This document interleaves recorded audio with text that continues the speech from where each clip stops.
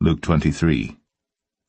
And the whole multitude of them arose, and led him unto Pilate. And they began to accuse him, saying, We found this fellow perverting the nation, and forbidding to give tribute to Caesar, saying that he himself is Christ a king. And Pilate asked him, saying, Art thou the king of the Jews? And he answered him, and said, Thou sayest it. Then said Pilate to the chief priests and to the people, I find no fault in this man. And they were the more fierce, saying, He stirreth up the people, teaching throughout all Jewry, beginning from Galilee to this place. When Pilate heard of Galilee, he asked whether the man were a Galilean.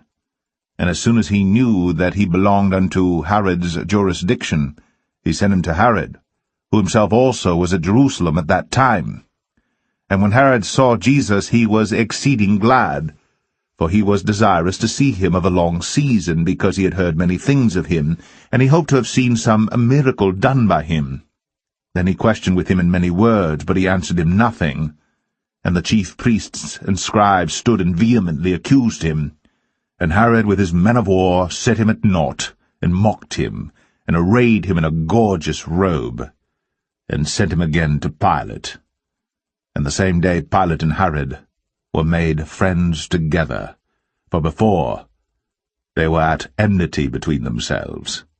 And Pilate, when he had called together the chief priests and the rulers and the people, said unto them, Ye have brought this man unto me as one that perverteth the people, and behold, I have examined him before you, have found no fault in this man touching those things whereof ye accuse him.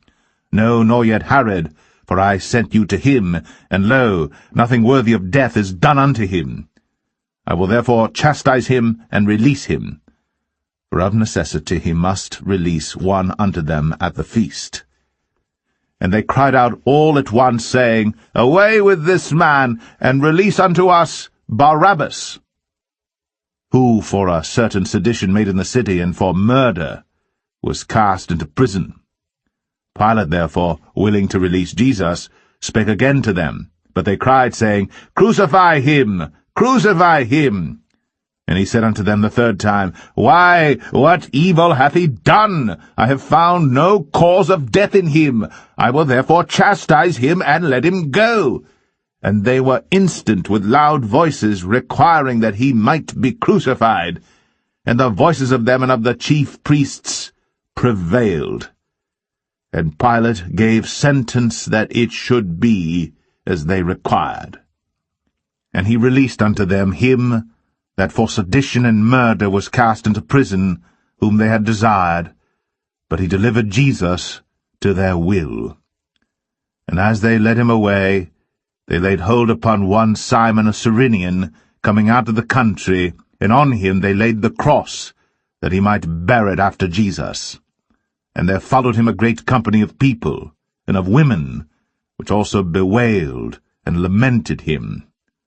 But Jesus, turning unto them, said, Daughters of Jerusalem, weep not for me, but weep for yourselves, and for your children. For behold, the days are coming, in the which they shall say, Blessed are the barren, and the wombs that never bare, and the paps which never gave suck. Then shall they begin to say to the mountains, Fall on us, and to the hills, Cover us. For if they do these things in a green tree, what shall be done in the dry? And there were also 2 other malefactors, led with him to be put to death.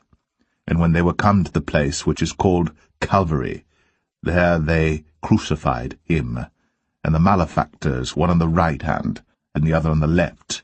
Then said Jesus, Father, forgive them, for they know not what they do. And they parted his raiment, and cast lots, and the people stood beholding.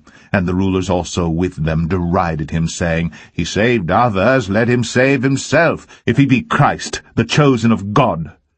And the soldiers also mocked him, coming to him, and offering him vinegar, and saying, If thou be the King of the Jews, save thyself. And a superscription also was written over him in letters of Greek, and Latin, and Hebrew, This is the King of the Jews. And one of the malefactors which were hanged railed on him, saying, If thou be Christ, save thyself and us. But the other answering rebuked him, saying, Dost not thou fear God, seeing thou art in the same condemnation? And we indeed justly, for we receive the due reward of our deeds. But this man hath done nothing amiss. And he said unto Jesus, Lord, remember me when thou comest into thy kingdom. And Jesus said unto him, Verily I say unto thee, today shalt thou be with me in paradise. And it was about the 6th hour, and there was a darkness over all the earth until the 9th hour. And the sun was darkened, and the veil of the temple was rent in the midst. And when Jesus had cried with a loud voice, he said, Father, into thy hands I commend my spirit. And having said thus, he gave up the ghost.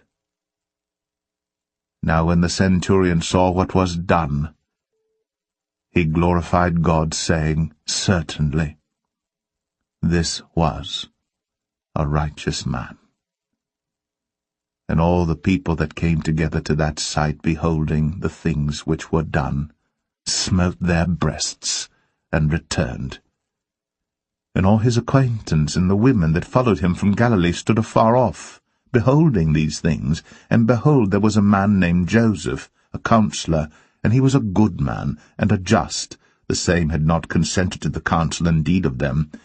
He was of Arimathea, city of the Jews, who also himself waited for the kingdom of God. This man went unto Pilate, and begged the body of Jesus. And he took it down, and wrapped it in linen, and laid it in a sepulchre that was hewn in stone, wherein never man before was laid. And that day was the preparation, and the Sabbath drew on. And the women also which came with him from Galilee followed after, and beheld the sepulchre, and how his body was laid. And they returned, and prepared spices and ointments, and rested the Sabbath day, according to the commandment.